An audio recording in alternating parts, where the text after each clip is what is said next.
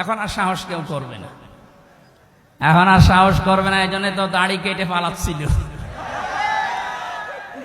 কি আশ্চর্য ইতিহাস তৈরি করে গেল লোকটা।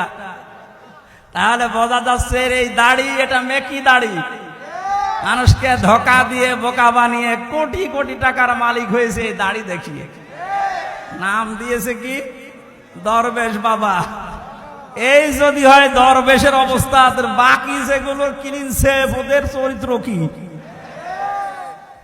আমির হোসেন আমন আমি একটা লোকের ভিডিও দেখলাম, এর চরিত্র এত নিচে নেমেছে আমি এতদিন জানতাম না। সে নাউজুবিল্লাহি মিন যালিক।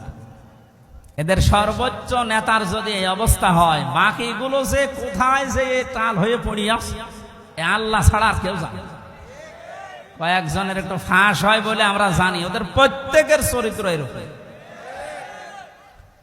বহু মানুষের সাথে মিশে দেখেছি এইটা। একবার চট্টগ্রাম থেকে আসার সময় এক বাসের ড্রাইভার, পেছনে বসেছিলাম, বলছিল এই কথা যে কি বলবো, কিছু বলতেও পারি না, সইতেও পারি না। মাঝে মাঝে যখন বাস চালিয়ে যায় মনে করি ওই রকম কিছু পেলে চাপা আগে ওইটা দিত।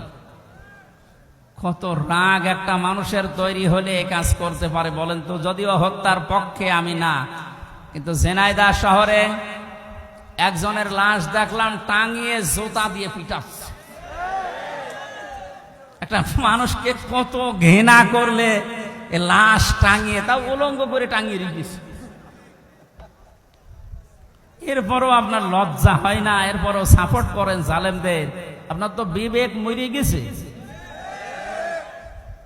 এতক্ষণ মাওলানা হোসাইন আহমেদ অনেক কথা বলেছে, সর্বশেষ কথা ছিল আয়না ঘর নিয়ে। এই কথা শুনলে অনেকে মনে করছে আয়না ঘর মানে চারিদিকে আয়না দেওয়া। কোনো আয়না নেই, কোনো আয়না নেই। আমি তো রিমান্ডে 10 দিন ছিলাম, কোনো আয়না নেই। যে অবস্থা তৈরি করেছেন আপনি, এর সাথে জড়িত যারা প্রধান থেকে শুরু করে নিম্ন পর্যন্ত, একটাকেও ক্ষমা করার মতো না। কারণ এরা ক্ষমার অযোগ্য হয়ে গেছে। ক্ষমা পাওয়ার জন্য যে যোগ্যতা দরকার এদের ভেতরে সেটা নেই। সুতরাং যারা বলছেন এদেরকে ক্ষমা করে দিলে হয় না, না, কিসের ক্ষমা? আপনি ব্যারিস্টার আরমান, যিনি তার স্ত্রী 8-9 বছর পর্যন্ত অপেক্ষায় ছিল, উনি আজকে একটা ভিডিও বার্তা পাঠিয়েছে যে আমি আশা ছেড়ে দিয়েছিলাম যে আমার পরিবারস্থ লোক মনে হয় আমি আর দেখতে পারবো না, কিন্তু আমার পরিবারের লোক আমার আশা ছাড়েনি।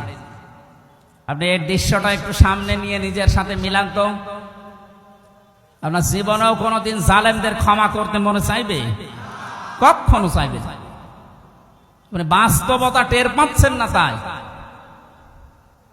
5 দিন 7 দিন 10 দিনে আপনার অবস্থা এরকম হয়ে গেছে। 8 বছর 10 বছর 12 বছর 14 বছর একজনকে মাটির নিচে এক ঘরের ভেতরে পচা খাবার দিয়ে আটকিয়ে রেখেছে। আপনার বিবেক বলে কিছু আছে? আপনি জানোয়ার চাই তো খারাপ।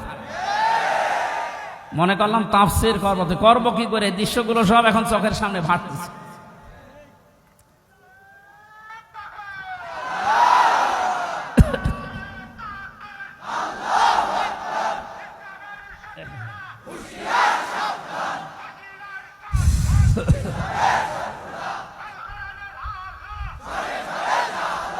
আলহামদুলিল্লাহ ভাই।